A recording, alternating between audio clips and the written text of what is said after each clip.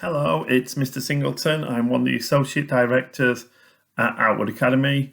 This lesson is all about coronary heart disease. So this is a specification. These are the bits that you need to know and understand. So it goes through what coronary heart disease is, and it talks about fatty material build-up inside the coronary arteries. And it also talks about how we can stop the effects of coronary arteries. So it talks about stents and statins. So that's what we're going to talk about in this lesson. There's also another little bit here about faulty valves in hearts and heart failure and how we can help those people who have that to survive. So that's what this lesson will go through. Again, this is given to us by AQA, who is our exam board. So this document tells us what can come up in your exams and what we need to teach. And this is freely available. So you can go onto Google and type in Combined Science, AQA specification, and have a look through it if you need to know what you need, if you want to know what you need to know for your exams. So on with the lesson. This is a pre-starter. This is about arteries, veins, and capillaries. So if you're not sure about these arteries, veins, and capillaries and blood, please go back to the previous lesson, and that will explain all of those three structures and the structure of blood. So I just want to know what is the structure of an artery, vein, and capillaries, and what's the differences. There's a little picture there on the side just to help you out a little bit. Now, when you're using these comparing questions, make sure you end your words in ER. So it is thin air. Okay, don't just say it's thin because that's not comparing it to anything. It is thin air, or it is wide air, or there is more compared with this structure, then that's fine. But make sure you use those ER words when we're talking about compare questions. So 3 minutes, differences between arteries, veins, and capillaries. You can do it on a whiteboard, or you can do it in the back of your book. Off you go.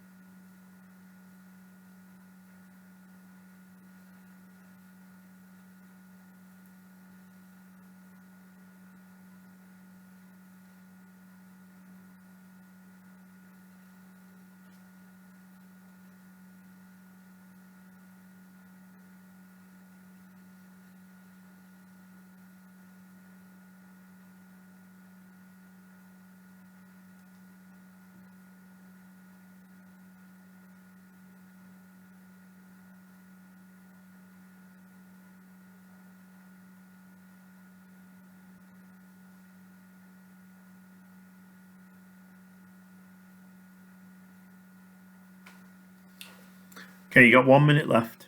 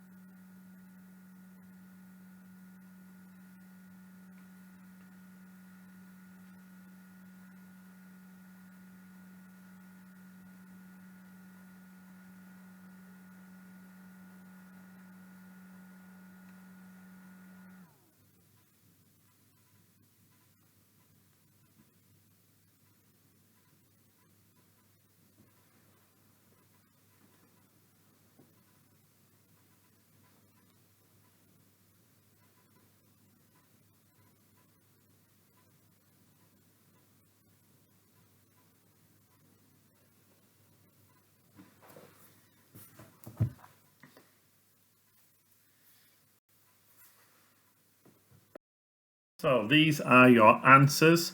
So arteries have this elastic tissue and the other two do not have the elastic tissue. It has a smaller lumen. That's the hole that runs right through the middle of it where the blood would flow.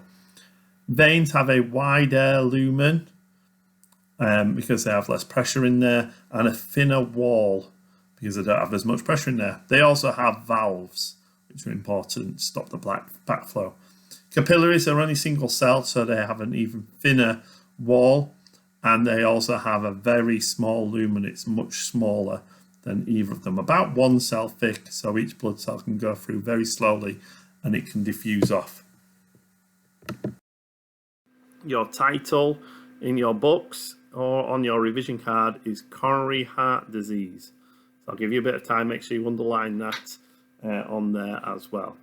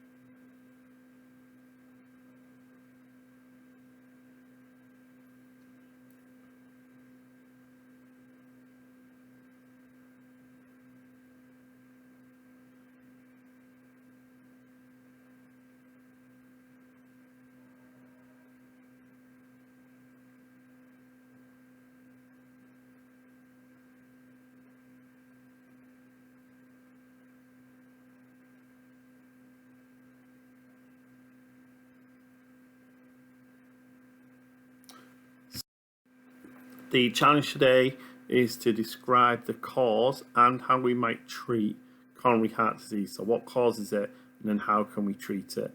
There's lots of actual different ways to treat coronary heart disease. So we want to also look at how we can evaluate the treatments of coronary heart disease. So which one's better and why? It's a very common question actually in AQA. So that's our Aspire. Quick one, just have a think. Do you know anything about coronary heart disease? Ever come up before? Anything that you know about coronary heart disease? Just a 20-second thought on what coronary heart disease might be. I'm guessing you know which organ which it affects, etc.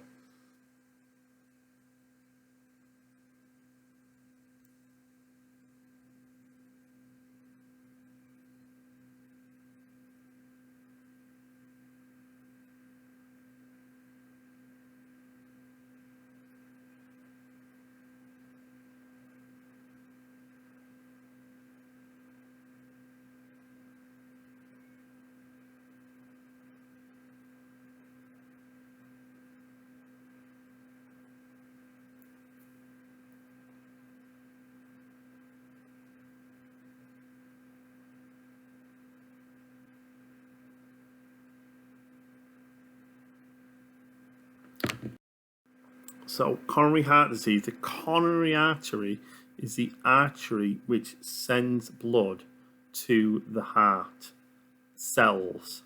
Okay, remember that obviously the vena cava brings the blood into the heart, but all those muscle cells around the heart, they need oxygen and glucose, and to get those, the heart is served by the coronary artery. So coronary artery affects the coronary heart disease affects the coronary artery, and what happens is layers of fatty material will build up inside that coronary artery and it narrows them down, and because it's then so narrow, that means less red blood cells can get through, which means less oxygen, less glucose, and because of that, those cells can't then respire. Once those cells can't respire, they can't release energy. Once they can't release energy, they can't beat, and therefore then the heart can't beat and you can have a heart attack. So here's a picture of the heart. Those red bits all around the heart, they're the coronary artery. So they're very important because obviously that artery allows the heart to actually beat. And on the other picture there, you can see that the fatty deposits have made the artery much smaller, which allows less blood through. Really important. So the heart doesn't get enough oxygen or glucose, it can't respire aerobically, and then that means that you can lead to a heart attack, which could then be fatal. So a quick Google quiz on what you've understood on there, just a quite short one, couple of questions, I'll give you 3 minutes, off you go.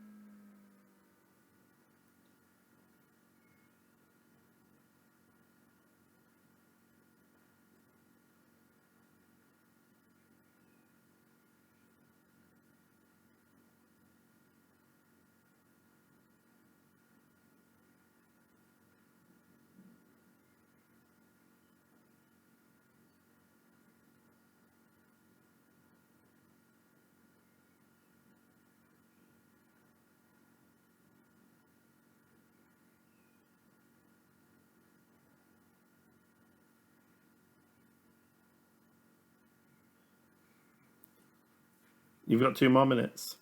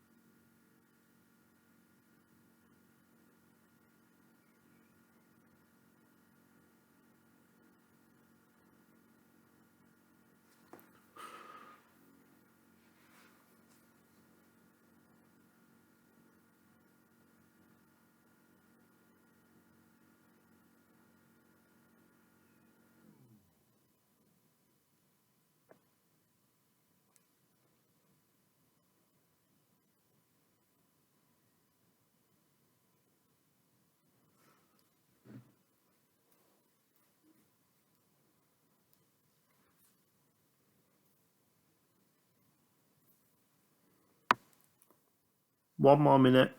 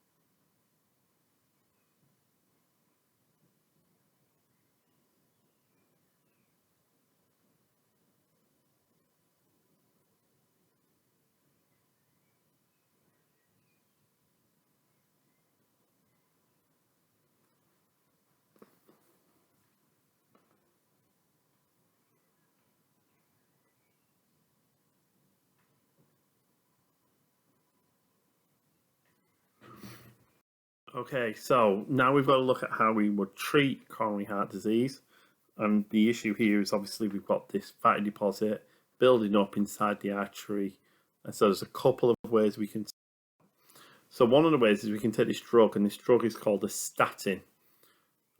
So this is, well, actually some of the things that we're talking about is like aspirin is one of these. What it does is it reduces how much blood cholesterol is in there. So it slows down the rate of fat deposits being built up in there. It's a pill, so all you've got to think about is you've got to remember to take that pill, which is one of the side effects. You have to remember to do it. And there can be some side effects. But they do reduce the risk of strokes and the risk of heart attacks, as well as reducing the risk of cholesterol. So they take a statin every day, and they've just got to remember to do it every single time. But you can see the drawbacks of that is they do have to remember. The benefit of that is it reduces your blood flow, reduces your blood cholesterol, which then can stop you having strokes and heart attacks. Another thing you can put in is something called a stent. Now, this is a more permanent solution. So it's this wire mesh, wire-like tube, which can be inserted into coronary artery. What they do is they cut open your leg a little bit, put the stent in with a balloon, and they move the stent, allow the stent to move with the blood flow.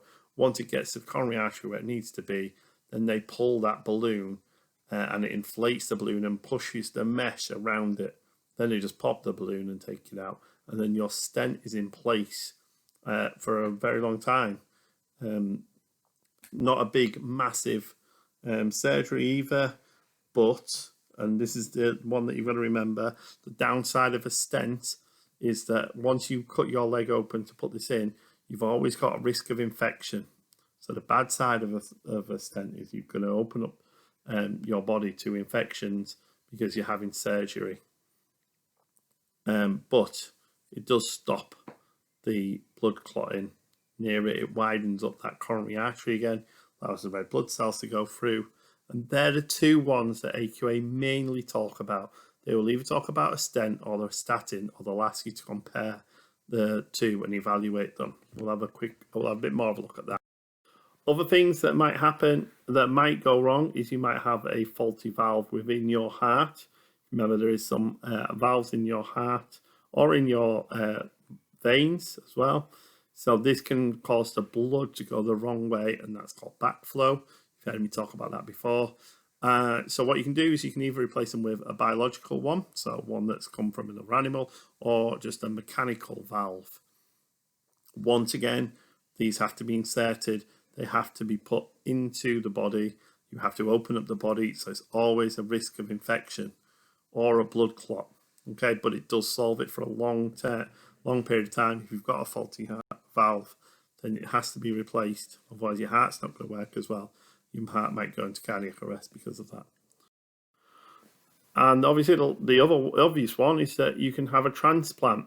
Now, the issues that transplant is someone else has died, they've got a donor card, they've said they'd like their heart to be used to save somebody else's life, and they take the heart out and then they put it into the other person's heart, the person who has a heart attack or whatever's wrong with their heart. So you can have a heart transplant. Now, the risks of heart transplants are it might be rejected, and you have to wait for a donor. So you have to wait for someone else to die in order for you to survive, and that can be a long time. We can now make artificial hearts. They look like this glass prism or glass box, which works like a heart. They keep the patient alive whilst they are waiting for a transplant. They don't have a massive long life with them. It's just a temporary one until they can find a heart donor. So obviously, risk of rejection. What basically happens is your body goes, hang on a minute, these cells don't belong to me because they don't have the same antigens on. So then it fights that organ. It will fight anything where the cell doesn't belong to it. The body will, so it will fight it, and then the new heart won't work. So they take these things called immunosuppressants that stops your white blood cells working as well, but obviously opens you up to then any other infections. So you can take immunosuppressants when you're having a transplant that will stop your body rejecting it quickly, and hopefully in time it stops. You can come off those immunosuppressants, but that, as the word says, immunosuppressants, it suppresses your immune system. It stops your immune system working as well, which means you're more prone to other diseases. To obviously go and combat that, you can be given antibiotics and vaccines and things like that. Okay, so transplants is one way of doing it. So Google quiz time on those 4 ways that we can help to save people's lives, basically. Very important, big part of medicine. So have a go at those. I'll give you 4 minutes.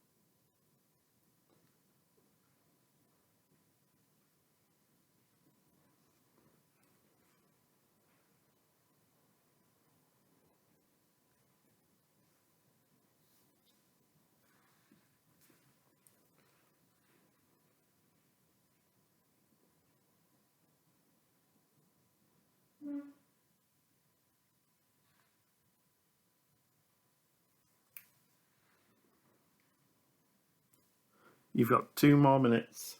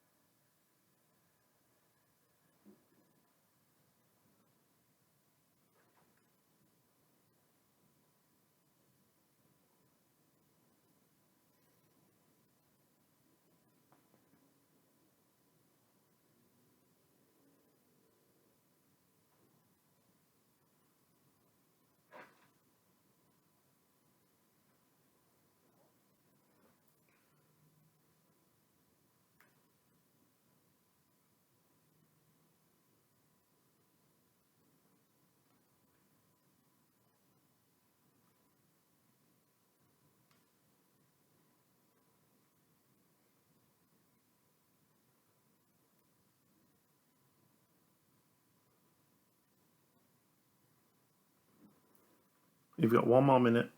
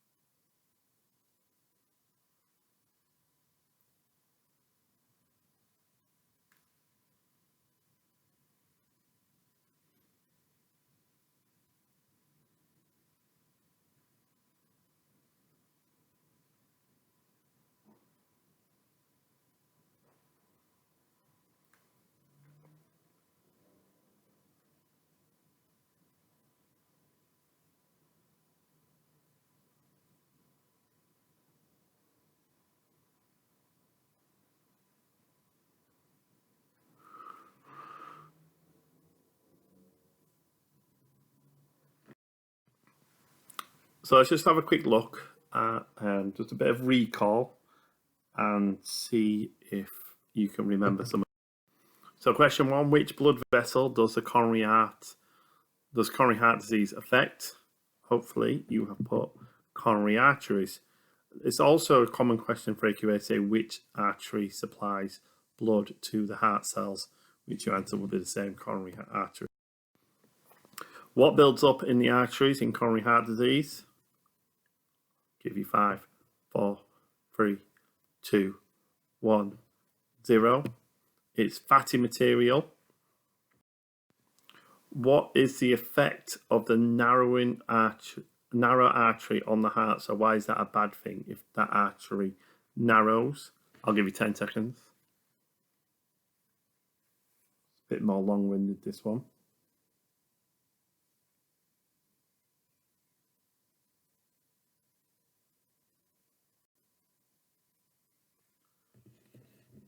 Okay, so it's a lack of oxygen and glucose to the heart muscles or cardiac. What is the name of the drug used to lower cholesterol? So what's the name of that drug? It's one word. I'll give you 5 seconds.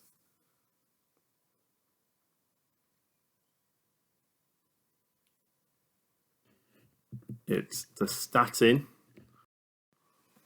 Give a disadvantages of using statins. So why are they bad? Just one. I'll give you 10 seconds because it's a bit longer.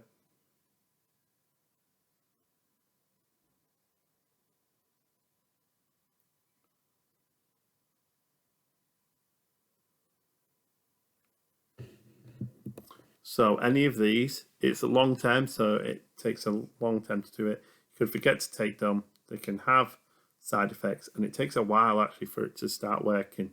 It just slowly reduces your blood cholesterol. Stents are used to hold open the artery.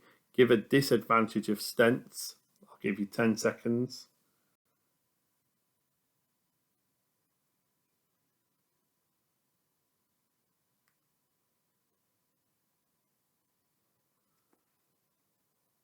So the disadvantages are you can get risk of infection, there's a risk from the surgery, or you could just have a heart attack, or there is a risk of a blood clot around that. Valves prevent backflow in the heart. What two types of valves can replace faulty valves? So we talked about 2 different valves. I'll give you 2 seconds. No, I won't give you 2 seconds. I'll give you 10 seconds.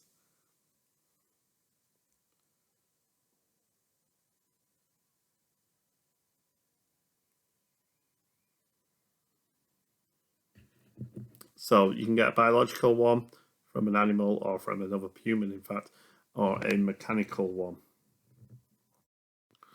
What treatment is available if heart failure occurs?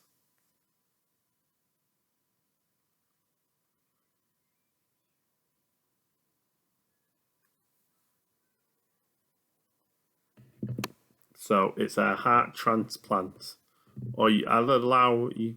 It's a heart transplant. You can talk about, an artificial heart as well. So these are the 2 that we really need to talk about, because these are the ones which AQA constantly talk about: stents and statins.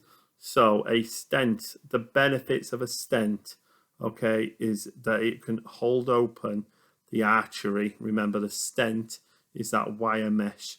You can hold open the artery to let blood go into the heart muscle cells. It'll stay there for a long time, and it's only a small type of surgery. You'll recover quite quickly. The issue is it is surgery, so there's always a risk of infection. There's a risk in the surgery itself, and there's a risk of a blood clot. The statins, the pros of this is it decreases your blood cholesterol. So it not only does it stop you from having heart attacks, but it also can stop you from having strokes. And that allows the blood to get to there. You don't have to have surgery either, so that's a pro of a statin. The cons are people might forget. The drug needs to be, it's a long-term thing, so you have to carry on taking it forever. The side effects to the drug and the effects of the drugs take time to happen. So just be aware of them. If you want to write those down, pause the video and write them down. So the challenge this lesson was to describe the cause and treatment of coronary heart disease. We've done that, so we talked about what causes coronary heart disease and also how to treat it. And we've also just looked at how to evaluate evaluating the 2 main ones, okay, the stents and the statins. When you've got this in an exam, evaluate, you've got to come up with good things, bad things, overall conclusion, which one you think is better. Okay. If you are making a revision card, then this is the time to make that revision card. Remember, put biology paper 1 on the top of your revision card. Or if you need some notes for this lesson, then these are pretty good notes to have in there in your book. Again, pause this video if I'm going too quickly for you at any point. So coronary heart disease occurs when fatty material or fatty plaque, which also contains cholesterol, builds up in the coronary artery. The coronary artery is the artery which supplies the blood to the heart cells. This means that the heart muscle cannot get oxygen or glucose and so can't respire. And this is kind of like a 3-mark question. It can't respire, which means the heart doesn't beat, which results in a heart attack. Okay, so it's those bits of it thins the artery, oxygen and glucose can't get to the cells can't respire, which means the heart stops beating. You can treat these in a number of ways. So you can use a stent, which is a wire mesh which opens up the artery, which can cause infections, but it is a long-term solution. I've just put some very brief advantages and disadvantages. Or you can take a statin, which is basically a pill which thins the blood or lowers the blood cholesterol in there. You've got to remember to take these, but it does reduce the chances of heart attacks and strokes, and you don't get those infections. You can also, if you've got heart problems, have valve replacements, which replace leaky or faulty valves, and that's by surgery. Remember, those can be mechanical or biological. Or you can get a replacement heart from either a donor, but you do have to wait for that, and the body might reject it. Or you can have an artificial heart, but they don't have a long life when the body's in. If you're still writing those down, I'll give you another 4 minutes.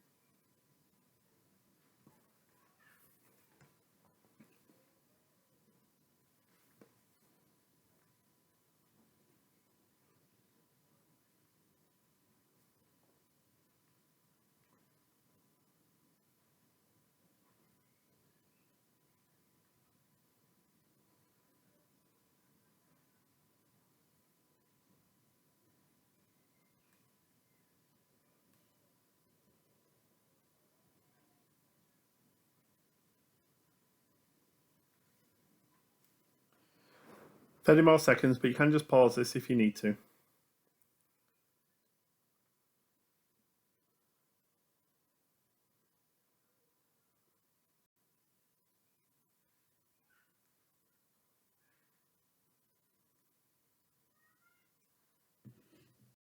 Okay, so once again, there are some exam questions that you can complete whilst or for the end of this lesson.